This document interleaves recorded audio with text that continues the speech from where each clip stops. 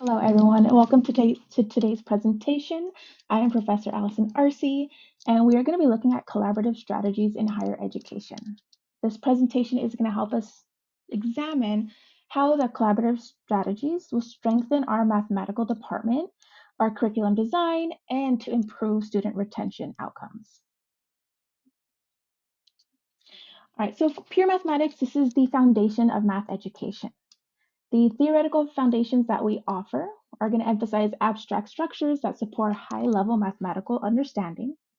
According to Mach of his 2024 book, this strong theoretical preparation directly supports long-term student success and confidence in our instructional practice. We're also going to be looking at our emphasis of proofs, reasoning, abstract thinking. This is going to help students develop those logical argument skills that they need, justification, and any analytical rigor that is essential for our math instruction. Because we are focusing on our pure mathematics or education track, we are also going to be preparing our future educators, whether they go in secondary or higher education. This will help them gain any conceptual depth that they may need or instructional competency. And lastly, the reason that this is our focus is because we want to be translating our advanced mathematics into classroom-ready instruction that align to learning standards. So why it matters? Well, graduates in pure mathematics, they have to be prepared for instructional and workforce demands. So formal logic and proof writing, this is going to strengthen our students' abilities to construct, evaluate, and defend those mathematical arguments. We're going to prepare students to apply mathematics into science, engineering, economics, and even educational contexts with those math modeling.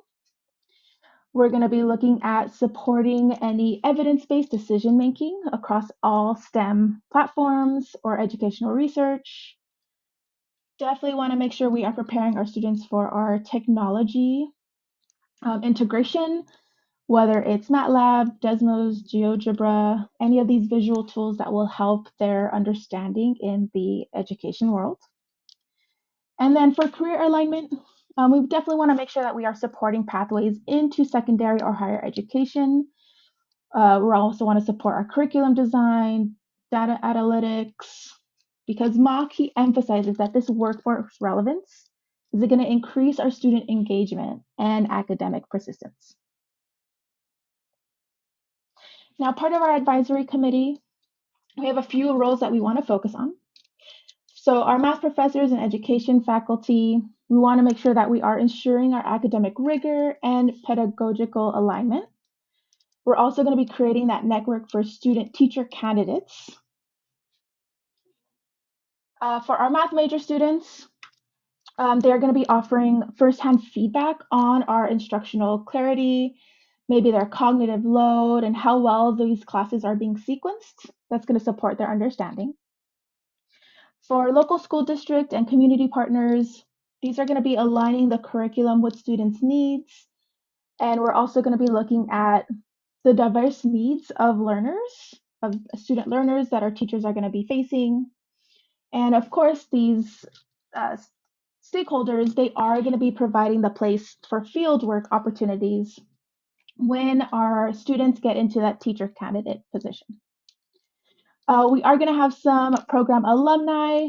This is going to help us determine career readiness once they do exit our program, along with being a mentor and networking opportunity for those students who are currently in the program. And according to Liu et al., our sustainable institutional change, this occurs most effectively when we have all faculty, students, external community partners are all engaged in this collaborative leading versus then just being an isolated contributor. All right, let's get into our collaboration strategies. First, that we're going to be focused on during our meetings is structured feedback cycles.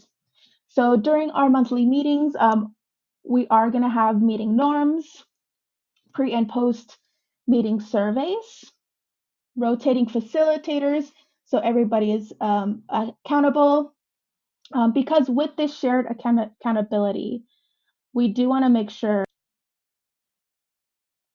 that the structured communication is central to the predictor of effective peer collaboration. Now, we're going to be promoting our shared leadership and prevent any power imbalances they may overcome. And we also want to make sure that we are enhancing our transparency throughout this system. Second strategy we're going to be working on is a digital workspace. We're going to be utilizing Google Workspaces, definitely going to have some shared Google Drive folders, documents. We're going to be using Jamboard. For an alternative, we can also use Microsoft Teams. Because our school utilizes Canvas Commons, we're going to be using that instead of any other learning management systems. Definitely want to make sure we are using our real-time co-editing skills so that we can all access this information, whether it's asynchronously or synchronously. But we do want to make sure that no matter what kind of schedule constraints that we may have, that everyone is participating fully. Next up, let's look at the issue we are seeing at our university. All right, so we have an online course. It's receiving negative feedback from students who feel disengaged and struggle to follow the material. The course's current format is failing to meet our students' needs, leading to dissatisfaction and low performance. The faculty and instructional designers are tasked with understanding these issues to enhance online learning experience and ensure better educational outcomes for students. So here are the problems that we see. We have low student engagement and satisfaction levels. We have instructional design challenges. We have poor student academic performance. Now, some goals that we want to make sure we are reaching during our meetings is to redesign courses to increase interactions and student engagement, improve structure and clarity of online instruction, and strengthen faculty collaboration for course design improvement. Now, since MOC emphasizes that student success is closely tied to instructional course design, that is where we want to make sure we are using our collaboration skills for the success of our students. All right, so let's look at the stakeholders for this course redesign. Our online professors, they're not only providing the subject matter expertise, but they're the ones who are going to be implementing the redesigned instruction. Our students who are taking the courses, we definitely want them sharing feedback, identifying any barriers to learning, whether it's academic or otherwise.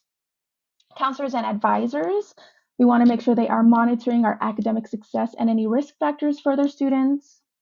And lastly, student support representatives. We're going to help coordinate academic interventions such as tutors, addressing learning gaps, or even attending the resource centers that we have here at campus.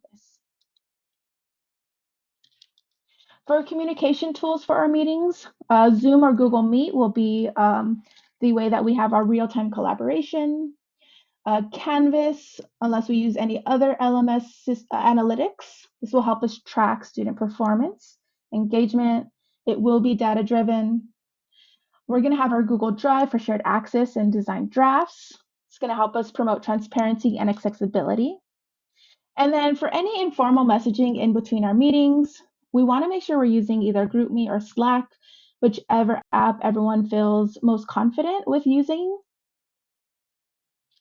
Now, this structured digital communication tools, this is going to help us strengthen our transparency, participation, and our sustained collaboration. All right. Lastly, our meeting considerations. We're going to meet weekly for 1 hour. This will be in person. We're going to have our monthly progress reviews. For students, we're going to have a mid-semester feedback check-in just to see how we can modify along the way and what has been working. And of course, end of the semester evaluations to help us see what did work and what we're going to change for future semesters. Now, we will be recording our meetings for any members who are absent. We are going to be taking recorded minutes of our action items will be recorded. And then we will have some asynchronous post-meeting surveys just to see how we felt with the targeting of objectives or with our dialogue.